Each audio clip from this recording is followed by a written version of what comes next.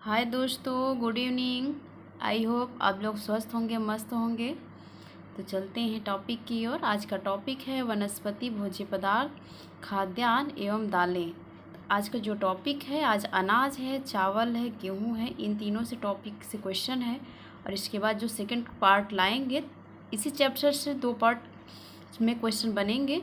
तो आधे पार्ट से क्वेश्चन मतलब आधे चैप्टर का क्वेश्चन आया है, तो 3 भाग में क्वेश्चन है। चावल से है, दाल से है और गेहूं से। इन तीनों को हमने इसमें कवर कर लिया इस वीडियो में। नेक्स्ट वीडियो में हम इसी चैप्टर का पूरा कंप्लीट करा देंगे। तो चलते हैं अपने टॉपिक की ओर।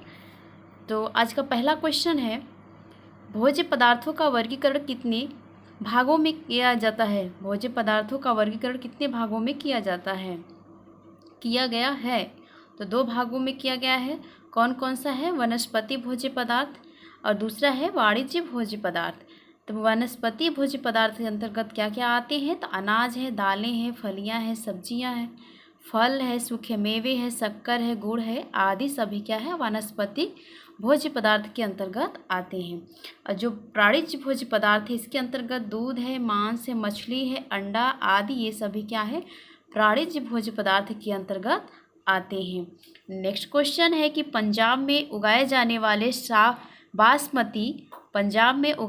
वाले बासमती चावल का किस्म बताइए। तो किस किस्म का पंजाब में उगाए जाते हैं? बासमती चावल जो है, ये उत्कृष्ट किस्म का चावल उगाया जाता है। कहाँ पे? पंजाब में। कौन सा चावल है? बासमती चावल। आगे क्वेश्चन है, अब चलते, ये अनाज से है, तो अनाज वाले टॉपिक यहाँ से स्टार्ट करते हैं। तो अनाज से क्वेश्चन यहाँ पे है। तो पहला क्वेश्चन है कि अनाज को अंग्रेजी में क्या कहते हैं? अनाज को अंग्रेजी में क्या कहते हैं? तो सीरियल्स कहते हैं। क्या कहते हैं अनाज को इंग्लिश में? तो सीरियल्स कहते हैं। सीरियल शब्द की उत्पत्ति किस भाषा से हुई है? तो सीरियल शब्द की उत्पत्ति यूनानी भाषा के सीरीज से हुई है। किससे हुई है? यूनानी भाषा के सीरीज से हुई है। आगे क्वेश्चन है कि प्राचीन काल में सीरीज को क्या मानी जाती थी? क्या मानी जाती थी? प्राचीन काल में सीरीज को क्या मानी जाती थी? तो यह देवी, प्राचीन काल में सीरीज को देवी मानी जाती थी, जिसे फसलों की संरक्षिका कहा जाता है। इनको क्या कहा जाता? सीरीज को देवी मानी जाती थी और इन्हें क्या कहा जाता था? फसलों की संरक्षिका कहा जाता था। आगे क्वेश्चन की ओर चलते हैं कि अनाज कैसा दली है? तो अनाज एक दली है, एक दली अनाज है। और जो दाल है उसे क्या है? द्विदलीय अनाज कहेंगे। आगे क्वेश्चन है कि अनाज के मुख्यतः कितने हिस्से होते हैं? तो अनाज के मुख्यतः 3 हिस्सों में बांटा गया है। पहला बाहरी आवरण है, दूसरा है एल्यूरान परत है, तीसरा जो है भ्रूण पोष है। क्या है? भ्रूण पोष है। आउट लेयर है, अलेरियान लेयर है, फिर इंडोस्पर्म लेयर है। चलते हैं क्वेश्चन की ओर। अनाज के बाहरी आवरण को क्या कहते हैं? अनाज के बाहरी आवरण को क्या कहते हैं? ब्रान कहते हैं। जो भूसी होता है उसे ब्रान के नाम से जाना जाता है। किसी भी अनाज के जो ऊपरी पोर्शन होते हैं और जो उस पर भूसी होता है, भूसी को ही ब्रान के नाम से जानते हैं। इसमें जो इसका भार होता है, जो भूसी का भार होता है, जो ब्रान जिसे कहते हैं, उसका भार 5% होता है और इसमें प्रोटीन विटामिन का अभाव होता है। आगे क्वेश्चन है कि एल्यूरान परत में किस विटामिन की प्रचुरता रहती है? एल्यूरान परत में किस विटामिन की प्रचुरता रहती है? फास्फोरस, जिससे फास्फोरस रेशा वही फाइबर, थायमिन, विटामिन B1 की क्या होती है? प्रचुरता रहती है। और इसका जो भार है, इसमें भार बताया गया, इसका भी जो सेकेंड पार्ट है, जिससे जो सेकेंड पोर्शन है, एल्यूरान की जो परतें होती, इसका भी भार जो होता है 4% होता है। इसमें फास्फोरस का रूप बदल के किसमें, फास्फोरस कौन से रूप में बदल जाता है? किस अम्ल में? फाइटिक अम्ल में। फास्फोरस का रूप फाइटिक अम्ल में बदल जाता है। और आगे क्वेश्चन है कि भ्रूणपोष अनाज का आंतरिक भाग है। अगर पूछा जाए कि भ्रूणपोष अनाज का कौन सा भाग है, तो ये आंतरिक भाग है। भ्रूणपोष क्या है? ये आंतरिक भाग है। 3 परतें हैं। तो पहला क्या है? पहला बताया गया बाहरी आवरण है, जिसे क्या कहते हैं? ब्रान के नाम से जानते हैं।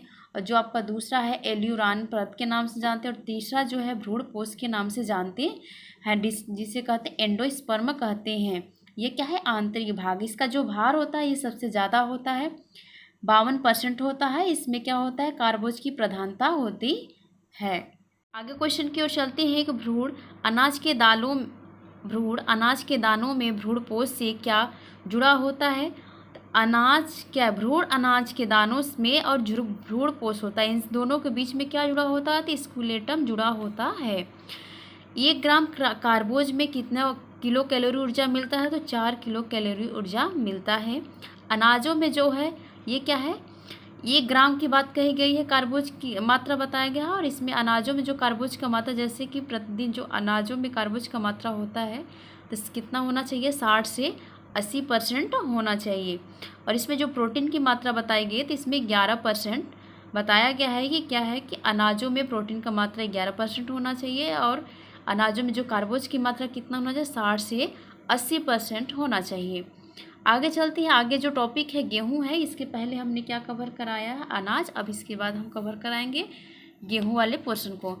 तो चलते हैं, देखते हैं। क्वेश्चन है गेहूं बने भोज्य पदार्थ के नाम। गेहूं से बने भोज्य पदार्थ क्या होगा यहाँ? गेहूं से बने भोज्य पदार्थ, गेहूं से बने भोज्य पदार्थ के नाम है तो कौन कौन से होंगे? रोटी है, ब्रेड है, केक है, बिस्किट है, दलिया है, सूजी है, बेकरी आदि, ये सभी क्या गेहूं से बने भोज्य पदार्थ हैं।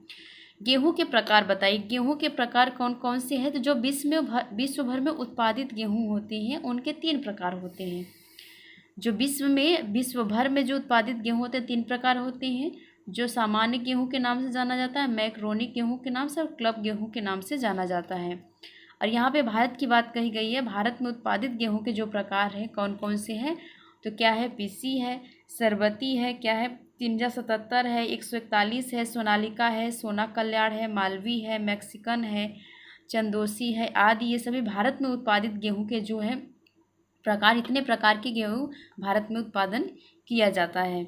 आगे क्वेश्चन है कि गेहूं को प्रोटीन के आधार पर कितने वर्गों में बांटा गया है? गेहूं को प्रोटीन के आधार पर कितने वर्गों में बांटा गया है? तो हिस्ट्रियस गेहूं और दूसरा है मियली गेहूं। हिस्ट्रियस गेहूं और दूसरा है मियली गेहूं। इसको 2 भागों में बांटा गया है। पहला हिस्ट्रियस गेहूं और दूसरा है मियली गेहूं। आगे क्वेश्चन की ओर चलते हैं कि हिस्ट्रियस गेहूं किस प्रकृति का होता है? तो यह कठोर एवं सख्त प्रकृति का होता है। और इससे क्या बनता है? ब्रेड है, बिस्किट है, केक तथा बेकरी, जो ये सभी आइटम भोज्य पदार्थ बनते हैं, ये क्या है? हिस्ट्रियस गेहूं की प्रकृति से बनता है, जो कठोर एवं सख्त क्या है? भागों से बनता है। आगे है मियली गेहूं की प्रकृति कैसी होती है? नरम होती है। जैसे आटा है, मैदा है, दलिया है, सूजी, ये सब क्या है? मियली गेहूं के अंतर्गत इसकी प्रकृति क्या होती है? नरम होती है। मियली गेहूं के अंतर्गत ये सभी आते हैं। आगे क्वेश्चन है कि गेहूं से मैदा बनाने में कितने प्रतिशत विटामिनों खनिज लवणों का नाश हो जाता है? गेहूं से मैदा बनाने में विटामिन और खनिज लवण के कितने % का नाश होता है? तो 50% का नाश होता है। आगे क्वेश्चन है कि मैदे का रंग सफ़ेद करने के लिए क्या किया जाता है? तो मैदे का रंग सफ़ेद करने के लिए ब्लीच की जाती है। तो जो ब्लीच की जाती है उन रसायनों का नाम है तो बेंजाइल क्या है? पेरोक्साइड, और क्लोरीन है, डाइऑक्साइड है। आगे क्वेश्चन है कि मैदे से ब्रेड, बिस्किट, केक व बेकरी, इन सब की गुणवत्ता में वृद्धि करने के लिए क्या किया जाता है? इसमें क्या होता है? परिपक्वता लाया जाता है, मैच्योरिंग लाया जाता है, मैच्योरिंग लाई जाती है, इसमें परिपक्वता लाया जाता है। इसमें क्या होता है कि एक से दो माह तक संग्रहित रखा जाता है। किसको? जैसे कि परिपक्वता लाने के लिए जो मैदा, बिस्किट बनाने के लिए, सब को बनाने के लिए जो मैदा होता है तो उसे क्या करते हैं? उसकी परिपक्वता लाने के लिए 1-2 माह तक हम इसे संग्रहित रखेंगे। फिर उसमें क्या होता है? उसमें उपस्थित कुछ एंजाइम परिवर्तन होते हैं। उसमें जो एंजाइम पाए जाते हैं वो क्या होता है? परिवर्तित होते हैं। तो उसके बाद क्या होता है? वो उपयोग में लाए जाते हैं। आगे क्वेश्चन है कि मैदे, बिस्किट, केक व बेकरी, इन सभी में परिवर्तन लाना क्या कहलाता है? इन सब में परिवर्तन लाना तो क्या कहलाता है? परिपक्वता या एजिंग कहा जा सकता है। इसे दोनों कह सकते हैं, परिपक्वता या एजिंग के नाम से भी जाना जाता है। मैदे, बिस्किट, केक व बेकरी, इन सभी में परिवर्तन लाने के लिए तो परिपक्वता या एजिंग कहा जाता है। आगे क्वेश्चन है कि एक स्वस्थ प्रौढ़ व्यक्ति को प्रतिदिन कितने ग्राम गेहूँ उपयोग में लाना चाहिए? एक स्वस्थ व्यक्ति है तो उसे प्रतिदिन की बात कही गई है तो कितना गेहूं उपयोग में लाना चाहिए? तो कितना है? 250 से 300 ग्राम लाना चाहिए। आगे क्वेश्चन है जैसे कि ये भोज्य पदार्थ किसी चीज़ को बनाकर खाने की बात कही गई कि जैसे आप अनाजों का उपयोग ला सकते हैं, अनाज से बने चीज़ों को क्या है 250 से 300 ग्राम तक आप प्रतिदिन ले सकते हैं। आगे क्वेश्चन है कि गेहूं में कितने प्रकार के प्रोटीन उपस्थित होते हैं? 2 प्रकार के प्रोटीन उपस्थित होते हैं गेहूं में, ग्लूटेलिन और ग्लाइडिन। ये 2 प्रकार के गेहूं में प्रोटीन उपस्थित होते हैं।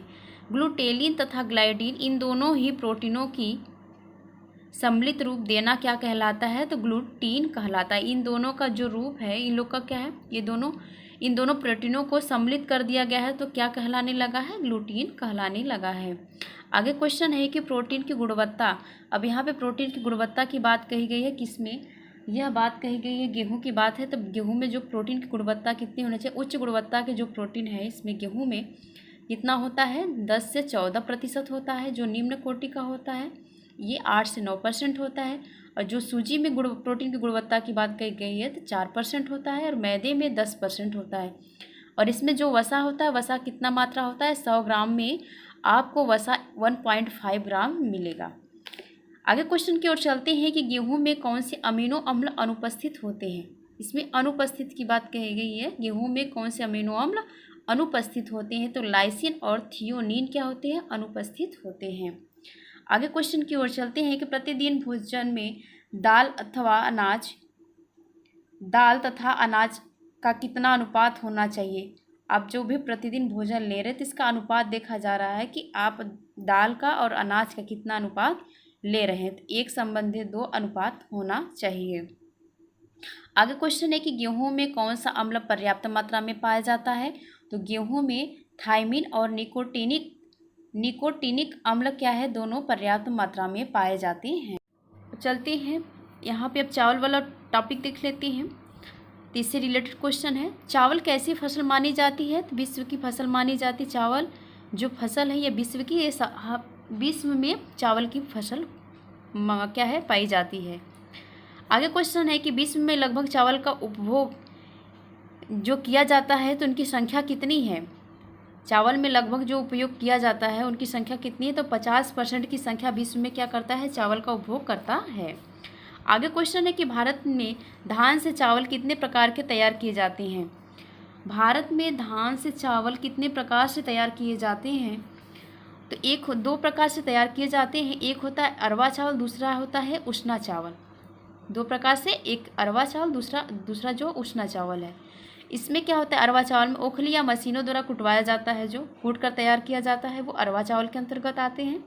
उषना चावल में क्या होता है? 1 से 2 दिन तक क्या होता है? धान को पानी में फुलाया जाता है, फिर उसको सुखवाया जाता है, फिर उसके बाद उसके अलग प्रक्रिया करके प्रक्रियाएं करके उसमें क्या किया जाता है? चावल को निकाला जाता है, वह उषना के अंतर्गत आता है। आगे क्वेश्चन है कि उषना चावल को कितने प्रकार से तैयार किया जाता है? उषना चावल को 2 प्रकार से तैयार किया जाता है। मेलेक क्या है प्रक्रिया है, दूसरा HR कन्वर्सन प्रक्रिया है। इन दोनों प्रक्रियाओं के द्वारा क्या है? उषना चावल को तैयार किया जाता है। आगे क्वेश्चन है कि चावल में पॉलिशिंग के साथ या इसके अलावा किसका उपयोग अधिक किया जाता है? पॉलिशिंग तो किया जाता है, इसके अलावा ही इसमें बताया गया कि और किसका उपयोग किया जा सकता है चावल को पॉलिशिंग के साथ, और किसका उपयोग किया जाता है? तो वो है solvent extraction milling. Solvent extraction milling ये क्या होता है? इसके बारे में देख रहे हैं। ये होता क्या? इस प्रक्रिया में क्या होता है? यह एक प्रक्रिया है। सोलवेंट एक्सट्रैक्शन मिलिंग एक प्रक्रिया है। इसमें क्या होता है? चावल को कुछ समय तक हेक्सेन के साथ रखा जाता है। हेक्सेन एक केमिकल है, हेक्सेन के साथ रखा जाता है। इसके मतलब क्या होता है? फिर चावल में कई परिवर्तन देखने को मिलता है। रखने के बाद उसमें क्या है? चावल में कई परिवर्तन देखने को मिलता है। तो सोलवेंट एक्सट्रैक्शन मिलिंग प्रक्रिया के अंतर्गत चावल को क्या होता है? जो चावल होता है उसमें हेक्सेन के साथ रखा जाना, ये क्या होता है? सोलवेंट एक्सट्रैक्शन मिलिंग कहलाता है। आगे चलते हैं। चावल पर किसकी परत चढ़ाई जाती है? चावल पर किसकी परत चढ़ाई जाती है? तो चावल पर एबिसिक अम्ल तथा जीन की पतली परत चढ़ाई जाती है। एबिसिक अम्ल तथा जीन की पतली परत चढ़ाई जाती है। चावल में प्रोटीन कितने प्रतिशत पाया जाता है? तो 6 से 7% पाया जाता है। और जो मुख्य प्रोटीन की बात कही गई, चावल में सबसे मुख्य जो प्रोटीन होता है ग्लूटेलिन होता है, यह मुख्य प्रोटीन माना जाता है। और जो अन्य होते हैं इसकी मात्राएं अल्प होती हैं, जैसे है ग्लोब्यूलिन, प्रोलामीन, एल्बुमिन और नहीं, ये 3 है। अन्य में क्या है? ग्लोब्यूलिन है, प्रोलामीन है, एल्बुमिन है। ये तीनों की मात्रा, ये जो तीनों प्रोटीन है इनकी मात्रा क्या होती है? कम होती है। आगे क्वेश्चन है कि चावल किसका सर्वोत्तम स्रोत माना जाता है? इसमें पूछा गया है कि चावल किसका सर्वोत्तम रूप माना जाता है। तो सर्वोत्तम कहा जाए तो सबसे ज़्यादा चावल में कार्बोज की मात्रा पाई जाती है। आगे क्वेश्चन है कि स्टार्च कितने प्रकार के होते हैं? स्टार्च 2 प्रकार के होते हैं। पहला एमाइलेज है, दूसरा एमाइलोपेक्टिन है। पहला एमाइलेज है, दूसरा है एमाइलोपेक्टिन होता है। क्या है? चावल में जो स्टार्च पाए जाते हैं, ये 2 प्रकार के स्टार्च पाए जाते हैं, एमाइलेज और एमाइलोपेक्टिन। आगे क्वेश्चन है कि चावल में वसा की मात्रा कितनी होती है? चावल में वसा की मात्रा की बात करेंगे तो 1.65% चावल में वसा की मात्रा पाई जाती है। आगे क्वेश्चन है कि चावल में पाए जाने वाले एंजाइम के नाम बताइए। यहाँ पे वाले छूट गया। क्या है? पाए जाने वाले एंजाइम का नाम बताइए। तो कौन कौन से हैं? एमाइलेज है, ऑक्सीडेजेज है, प्रोटीएजेज है, लाइपेजेज है, फिनोलेज है। ये आदि क्या है? सभी चावल में पाए जाने वाले एंजाइम के नाम हैं। आगे क्वेश्चन है चावल को रगड़ कर धोने से कौन सी विटामिन नष्ट हो जाते हैं? तो कौन से विटामिन नष्ट हो जाते हैं और कितने % तक नष्ट होते हैं? 60 से 70% तक विटामिन अगर चावल को धो के चावल को धुला जाए रगड़ कर, तो उससे क्या होता है? विटामिन B1 क्या होता है? निकल जाता है, नष्ट हो जाता है। और कितने % होता है? 60 से 70% क्या होता है? उसमें विटामिन नष्ट हो जाते हैं। आज के लिए इतना ही। आई होप आप लोग को वीडियो पसंद आएगा। तो प्लीज़ वीडियो को लाइक, सब्सक्राइब, शेयर जरूर कीजिए। मोस्ट इंपॉर्टेंट क्वेश्चन है, यहाँ से जरूर क्वेश्चन पूछे जाते हैं और इसका जो भी चैप्टर अभी हम कल वीडियो में कंप्लीट इसे करा देंगे। तो आज के लिए इतना ही। Thank you, thanks for watching.